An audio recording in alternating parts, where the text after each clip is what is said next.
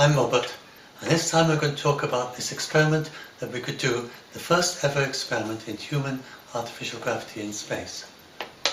And we could do this essentially for free on a normal mission to the International Space Station. And it's a really clever idea. And it normally takes you about 2 days to get to the International Space Station, but you could spend those 2 days experimenting in artificial gravity. And so I would explain how this works. It's Joseph Carroll's ingenious idea. There are several stages to this idea, and I think that's the easiest way to explain it and the best way to have a clear understanding of it. So the first of all is realizing that every time you put a spacecraft into orbit or in interplanetary space, then you also send a final stage booster into orbit as well. That's because there's hardly any fuel on the spacecraft itself. Compared to if you look at the launch at the rocket during launch, you see this huge scale of the launch and a tiny amount of either the bit with humans inside or the actual little spacecraft, satellite or interplanetary spacecraft. It's just a tiny, tiny amount. It hasn't got much fuel in it. So when you think about it that way, then for instance, every time we send a spacecraft to Mars, we also send a final stage into Mars as well. And in fact, you have to be a little bit careful about that, because the final stage on trajectory to Mars, then it's not sterilized, of course. And so for planetary protection reasons, you have to be very careful that the final stage will not impact on Mars. And it's normally done by using trajectory biasing, where you make sure that the final stage plus the satellite or the rover or whatever it is actually not aimed exactly at Mars, but slightly to one side. And then later on in the flight, you get course corrections to go towards Mars, and the booster just flies past and misses Mars. In a human mission to Mars orbit, then you would have a tether. You could have a tether between the final stage and the human spacecraft. So that's why you get this idea that comes up quite a lot of using the booster as a counterweight for a tether system. It's going to Mars anyway, so why not use it as a counterweight to get your artificial gravity? And of course you would have to think about it very carefully and make sure it's not going to impact into Mars, and the human mission isn't going to impact into Mars for planetary protection reasons. But it could be a very good way of doing artificial gravity on the flight out to Mars. Well, Joe Carroll's ingenious idea is to use the same sort of idea that you've already got for these Mars missions, but to do it for experiments in artificial gravity close to the Earth. So you would have the final stages are going into orbit anyway. So whenever you put a satellite into orbit, you put a final stage into orbit as well. And use that final stage for doing the gravity experiment. And join a tether between the final stage and the satellite or the spacecraft. So that's just the first. So the three steps to this idea. So that's the first step of it. So when you've got the Soyuz going up to the International Space Station, then it ends up with first of all, it's in a low orbit along with its final stage. And then it boosts from that up to the International Space Station. So he would do the experiment in this low orbit before it starts doing the boost up to the International Space Station. You make sure that it's well away, that it actually can't reach the ISS. And that makes it very safe. It's a long way, it's in the same inclination as the International Space Station, but it hasn't got enough energy to reach the International Space Station at that point in its orbit. And it's also a different phase as well. It hasn't done the phasing matching with the International Space Station either. So at this stage in its orbit, then the next idea then is you start it spinning up. But if you just start spinning it up to get lunar gravity, for instance, it would be alright if you're just doing a very slow spin, just a little bit like Gemini. You could do that and use hardly any fuel. But if you're doing something to get a reasonable amount of artificial gravity, then you end up finding out that you're using just about all the fuel that it would need to get to the International Space Station. So you would think that it's going to be left stranded in a low orbit. This is hopeless. Well, then the next clever idea is to realize that as it's spinning around in this orbit, now we'd arrange it so the spin is in the same plane as the actual orbit itself. That makes it much easier to think about it, and it's the most sensible way to do it. And let's arrange it so that the Soyuz itself, and I'll talk about the final stage and the Soyuz, technically both Soyuzes, but let's talk about the crewed bit as our Soyuz, and the rest rather refer to the final stage, instead of calling Soyuz FG and Soyuz TMA, which is rather clumsy way of talking. So the Soyuz and the final stage. So the Soyuz now arrange it so that we've got it spinning in the same orbit plane as the orbit. Now, when you release the tether, then the Soyuz has got a lot of delta V. It's like if you like the idea of a sling, you spin something around your head, release the sling, and without putting any extra energy into it, it goes off at great speed. And it turns out that it has quite a lot of delta V from the spinning around. If you can release it at the right moment, then you can put all that delta V into raising the orbit of the Soyuz, and so getting it closer to the International Space Station. So that's the next clever bit, and that way you would end up using much less fuel than you would if you just, and in fact if you release it in the other direction, you'd end up using huge amounts of fuel. So it all depends where you release it in the spin cycle. However, that's not all of it. There's a little bit more to this, and that would recover a lot of the fuel that you need, but not all of it. So the other point is that when it's using its rockets to spin up, it's not just increasing the velocity around the centre of gravity, it's also changing the orbit as well. And the best way to the orbit of the assembly of the two of them. So it's doing both of those when it's spinning up. So it makes a huge difference where you do it in the orbit and where you do it in the spin, during the actual thrusts that you use for the spin up. Not just where you release the tether, but where you do the thrusts for the spin up. So if you do those always when the Soyuz is going in the direction of the orbit, when it's furthest from the Earth, it's better to do it so it's furthest from the Earth when it's in the direction of the orbit. Just 300 meters advantage. So if you do it at that point, then that means that every time these Soyuz is doing a burn in order to increase the spin rate, it's also raising the orbit of the entire assembly of the Soyuz plus the booster. So keep on doing that in that way, and then when you do the release, then you've not only got the extra delta V, but you've also managed to raise your entire orbit by quite a bit also. However, that still doesn't get you quite where we want to go, because by doing that you've also raised the orbit of the booster of the final stage, as well as the orbit of the Soyuz. So although the final stage is only a third of the mass of the Soyuz, it still means you've lost quite a bit of fuel. It's a kind of waste of fuel to do that, to try and raise the orbit of both of them. So this gets to the final and the really very, very clever part of this whole scheme. Because it not only means that you have no extra fuel at all, but it also means you get a targeted re-entry of the final stage as well. So this is the final very clever part. So I'll explain that. And this needs a little bit more careful detail. But the main idea is that you make sure that when you release the tether, that the final stage ends up in an orbit which has the same potential energy as the one it had originally. So the whole thing has been boosted into a higher altitude, and so the only way you could get the same potential energy is to put the final stage into a very eccentric orbit. And so you end up having it with an eccentric orbit that has its lowest point, its perigee, at 68 kilometers from the Earth. This means that not only is it in the same energy orbit, but when it gets back to the Earth at its perigee, then it will immediately re-enter at that point.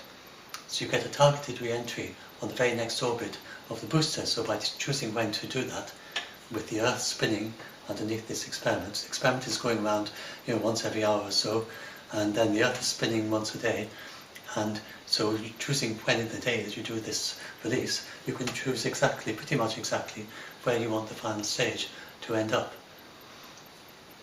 So now, getting into the details of it, and then it's quite convenient that Russia's in the northern hemisphere, and the best place for the final stage to end up is in the southern hemisphere, in the middle of the most remote parts of the Pacific Ocean, where there are no ships and nothing.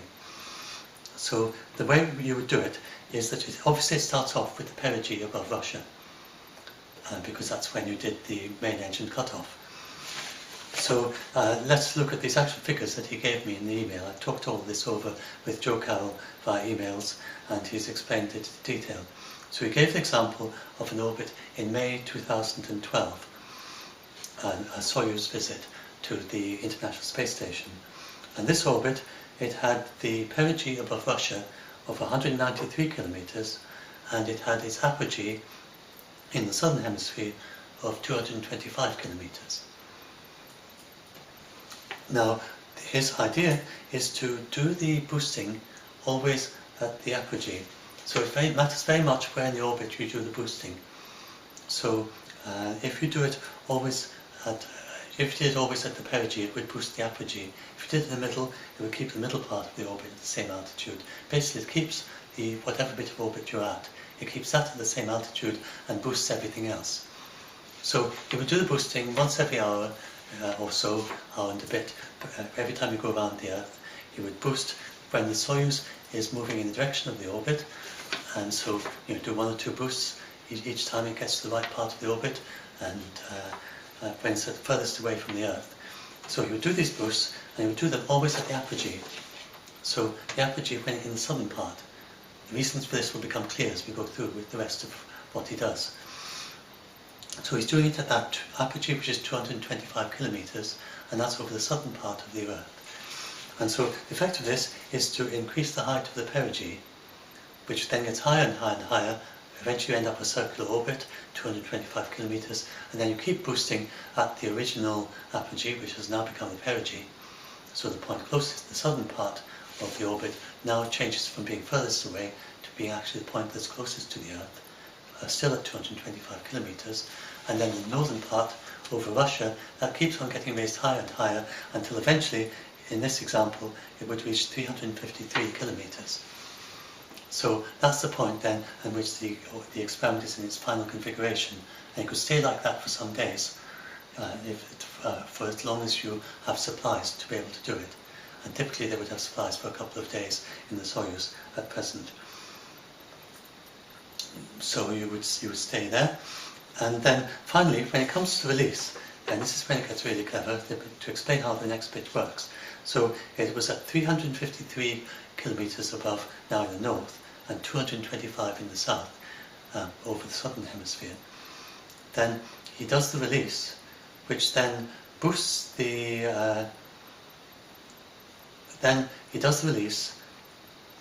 at the new apogee. So you have 353 kilometers, that's quite close to the ISS, which is above 380. So you're almost into your final orbit at that point. But your perigee, which is now in the southern hemisphere, at 225 is a little bit lower still. So if you do the release at the new apogee, then that puts the Soyuz into a more circular orbit, because it's boosting at the apogee, so it's not going to change the apogee, it's going to change the rest of the orbit. So it ends up, the Soyuz ends up in 353 at the apogee in the northern hemisphere, and 278 over the southern hemisphere. So it's pretty close to circular, and an ideal orbit to do the final phasing rendezvous with the International Space Station. And then the final stage, the rocket booster, then it keeps its original apogee of 353 again, same as the Soyuz, but its perigee, its closest point, now goes all the way down to 68. Because remember, when you're releasing, the tether is increasing the speed of the Soyuz, it's decreasing the speed of the final stage. So the final stage ends up going this very elliptical orbit. It ends up with the perigee of 68 kilometers, and this means that it will immediately re-enter. It just goes halfway around the orbit and re-enters. So you know exactly where it's going to re-enter. And so that's quite an advantage, because it means that you can say that your final stage is going to re-enter, and you can choose which time of day that you do this, then you can make it re-enter in the Pacific. And so that's really clever. And then it's just a minor thing, because usually the final stage just completely burns up anyway, but very occasionally you do get bits that survive all the way down to the surface. There's an example recently of a circular, spherical, it's the spherical things that are most easily able to survive. So it's a spherical fuel tank, tiny bit of a booster, just not the whole thing, but it's a little spherical bit that survived all the way down to the surface in the Namibia desert.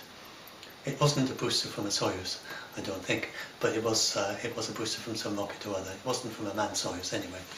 But it's something that just possibly could happen, so it's a slight advantage to be able to target where you're going to do the re-entry, and do that in an uninhabited part of the Pacific Ocean where you don't even have any shipping traffic. So you could do that. And so that would be how that would work. And then, I basically explained it all now. So now you've got your final stage has re-entered where you wanted it, and the Soyuz is in its nice, nearly circular orbit, just ready to do the final stage boosting to the International Space Station. And because the final orbit of the final stage has the same potential energy as the original, it's much more eccentric. Its perigee is now 68 instead of the original 193. So it's boosted both its apogee and its perigee. Then that means that the final stage has not grabbed any of your energy that you pushed into your altitude changes. And so the Soyuz has got the same energy that it would have had if it had just done a normal boost without this gravity experiment to get up to that orbit.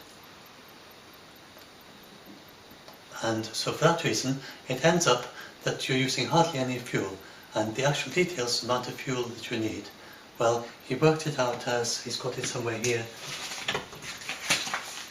let's just find it. It's about 3 kilograms of fuel per day. So if you were doing this for 2 days, then there's 6 kilograms of fuel.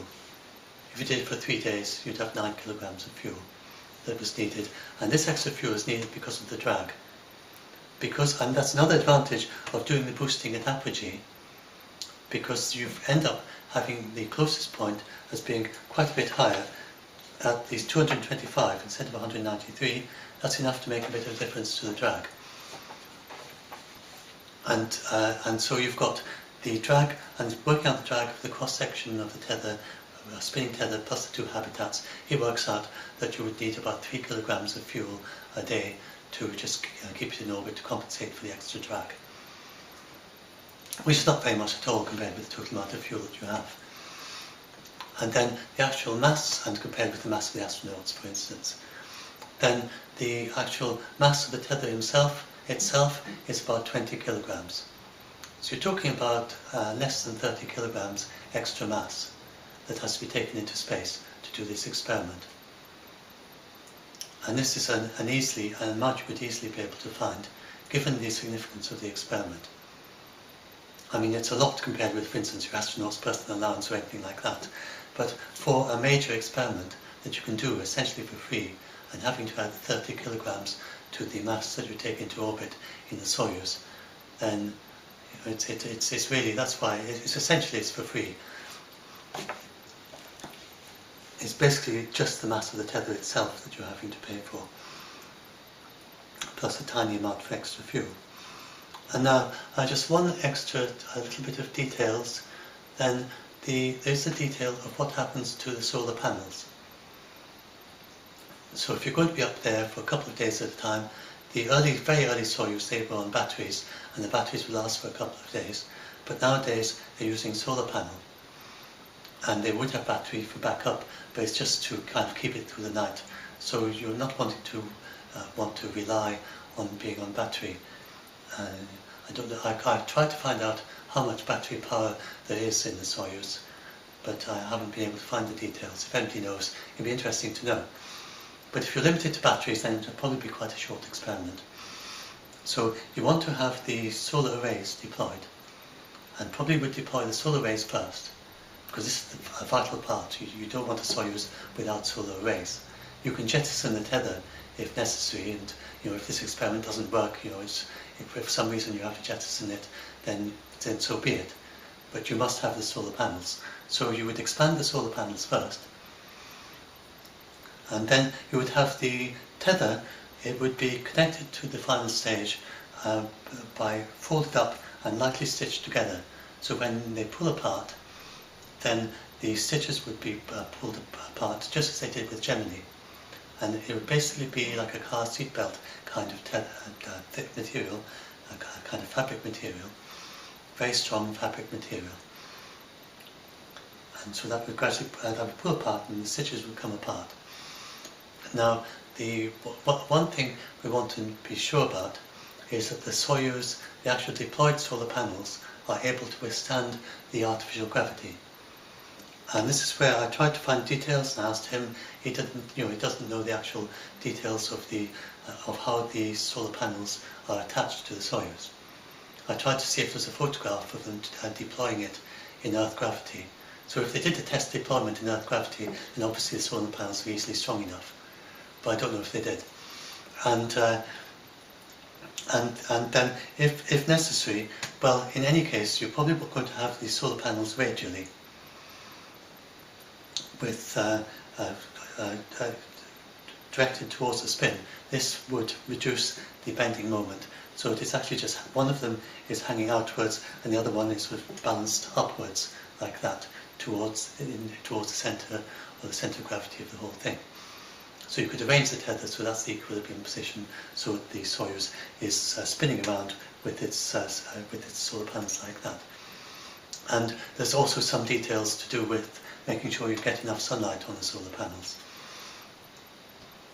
And so these are things be quite good. He worked out in full detail managing to get enough sunlight. This depends on when exactly you do the experiment. So certain times of year, it would just depend on the actual, it's called the solar beta angle is what he called it, and it's the angle of the orbit to the Sun rather than to the Earth. So that obviously depends on where you are in the year. And so certain times of year, but it's very rare, then it might be quite difficult to do this experiment because it's in darkness too much when it's in these low orbits. Other times of year, it's in full sunlight all the time. And then in between you get times where there's a little bit of darkness going to the night side, but it's not really much of a problem.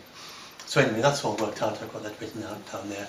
He worked it all out, and certainly there are plenty of orbits that you can target, and assuming just a little bit of being able to orient the solar arrays around the tether, so being able to change its orientation around that, then you can get plenty of light and plenty of energy from the solar panels. So he thinks that's fine. And it's really just a question about whether they're strong enough for the gravity, and it seems very likely they would be. But if anybody here happens to know details of the engineering of the solar panels for the Soyuz, and just to make sure it could confirm that they would be able to be deployed in, and especially they just really need to be deployed in lunar gravity. But it would be great if you could also do this experiment with full gravity. So this was something I was talking to him about. He was just thinking about lunar gravity. He's especially interested in finding out how human beings are able to live, whether human beings could live on a permanent moon base, for instance. So how we can do under partial gravity. And are human beings healthy under partial gravity? And this would be a simple experiment you could do for a few days, costing far, far less than sending humans to the moon, to get a preliminary experience of whether human beings living for a few days on the moon. So I know that we had the astronauts going to the moon, but they didn't have all the detailed medical observations of what they were like during their few days on the moon, and not in the detail that you could do in an experiment like this. So even doing a few days of artificial gravity new experiment, then be very good for finding out about lunar gravity. It would also tell you about the human tolerance to spin. So this is a question: can you get can human beings tolerate these spin rates? So there's some lines of evidence suggesting that you might be very sensitive, and some lines of evidence suggesting that you might be able to tolerate it better. than the experiments on the Earth. So this will give us pretty good data on that. In a different regime from the short-arm centrifuges that you could do inside a space station. And then I'm interested personally in also in the idea of having high spin rates, maybe up to full Earth gravity. And I think it's quite possible that human beings might be able to withstand perhaps as much as 6 or 9 rotations per minute permanently in space, and that we just get used to the Coriolis effects. And you'll be able to walk around normally after enough period of adjustment. And I think that is also slow enough so that most people wouldn't experience any nausea, especially with a little bit of time to acclimatise to it. So I was asking him if this experiment could be used to test this idea, which anyway, it's not just my own personal idea, this is in the literature. So he talked about, so he looked about that as the way it could be adjusted, and yes, you could do that. You'd have a strong tie down that can be released. So when it's folded up, you have lots of very weak tie downs that just break apart very easily, just slightly stiffed. But from time to time, you would have a strong tie down, which then can be released. So you'd have a strong tie down, and say, for instance, if you wanted to have Earth gravity, then something that works very well with his example of 600 meters lunar gravity, then it turns out that if you have 100 meters, then the spin rate is just right for Earth gravity, for the same amount of delta V, so the actual same speed of the two components. So you could start off at 100 meters and slowly spin up until you get to Earth gravity, which would happen at about 6 rotations per minute. Exactly 6 rotations per minute, pretty exactly at a 100 meter length tether, 25 meters from the center of gravity. So you could do that at the beginning of the experiment, and then once you've experimented a little bit with full gravity, and you see if the human beings can tolerate this spin rate, you could then release, and you could go to, say, Mars gravity, and eventually to lunar gravity, as you increase the length of the tether, with exactly the same delta V at that point. And so, or you could do the releasing right at the beginning all the way to lunar gravity, or you could spend a little bit with short tethers at lunar gravity, for instance. So you start off with the 100 meters and at lunar gravity, so a rather faster spin rate, and see what humans can tolerate at that. So lots of different ways you could configure this experiment. And since it uses almost no extra fuel, and it gives the actual advantage of a targeted re-entry of the final stage, then you might wonder, maybe this could become the standard way of going to the International Space Station. If that was so, you could test it on many different astronauts, and you could do a whole range of different experiments, and each time they go up. And you could also test people who've been in this before, so you could test tolerance. If an astronaut goes up for a second time, and on his second visit, is he better adapted to the spinning sensations in artificial gravity? You could do loads of different experiments, just with this simple idea, and with almost no cost. And so that's Joseph Carroll's very ingenious idea. If you've got any questions, do say. If you do know anything about the solar panels, or any of the other things I've talked about, if you know any more engineering details of the Soyuz, or anything else that to be taken account of, then do please say either in the comments, or you can comment on the article as well. I'll link to my Science 20 article, or you can contact me via email. I'm at support@robertinventor.com. I have a public email. Hope you enjoyed listening to it.